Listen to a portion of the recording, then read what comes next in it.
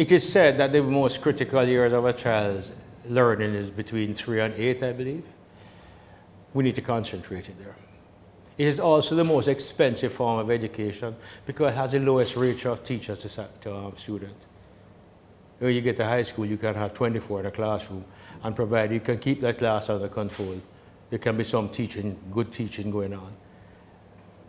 Ideally, I think at the primary age or you know, the 3-year-old, 4-year-old, it's like 8-to-1, maximum 10-to-1. So therefore, the highest cost of education is labor. I think we need to put aside a lot of money to train primary school teachers, to train them well, because that, I think Minister Thwaite said it when he was off, you have to start them right and make them bright, something like that.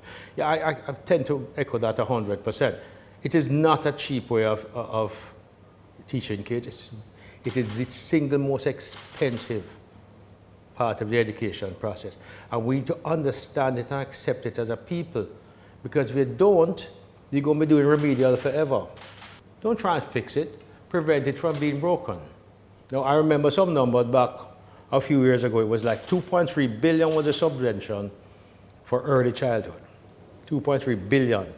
How much of the 2.3 billion actually got into the early childhood and they get lost in administration? And this is not going to make me popular. I don't know. One of the great achievements, obviously, is that we've been able to build more schools. Have we built enough? Not nearly. So it is easier for a child today to get education than it would have been 50, 60 years ago. No, then we have to go to the other side of it. What's the quality of education? That's a question. I'm not an expert in it. What I do know is that I run across a lot of people. And you know, internally in the company here we have the challenges. And we see a great deficiency in the mathematics and the science side of it. No, it's all wonderful that we know our history, and I think that's great. We have to know that. We need to know our geography, especially in a time of climate change. We need to understand that geography.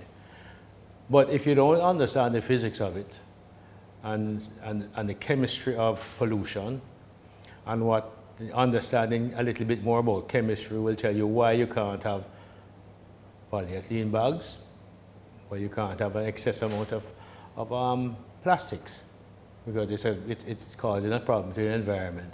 That's it. That's that side of it.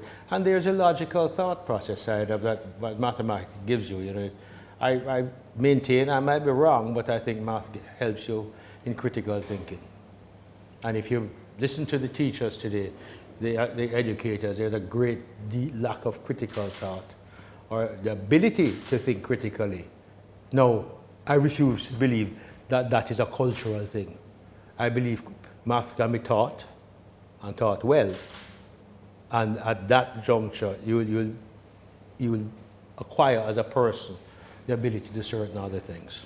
Make learning something a child looks forward to in their very early years. Make it interesting for them. And yes, it is going to be extremely expensive. And there is going to have a generation of Jamaicans that have to stand up and say, okay, we will take the burden now. The parents have to be a big part of this. We will make sure they go to school. We will make sure homework gets done. And we must not be ashamed as a parent to say, if I don't know how to help my child with homework, then we have to get to a homework center or get people who know how to do it. Do we really recognize we have a problem? Do we really recognize? And if we do recognize, can we stop making excuses for it? We need to stop making excuses for failure. It's almost as though we are preordained to fail, and don't worry about it. I have an explanation. No, we don't want that anymore. We just have to match up against the best. If I am going to buy a wrapping machine tomorrow for the biscuit plant, I'm not going to buy the second best. I'm going to buy the best thing there is, because the other side is, apart from giving me a good product for my customers, in 2 years, it's going to be old news. So if I buy an old machine, in 4 years, it's going to be really old news. So I have to buy current. But what's the use of buying old news? It's harder for your staff to operate. You're not going to get the product you want as easily, so why bother? At the end of it, it's all about the customer. No, take education the same way. At the end of it, it's all about the children.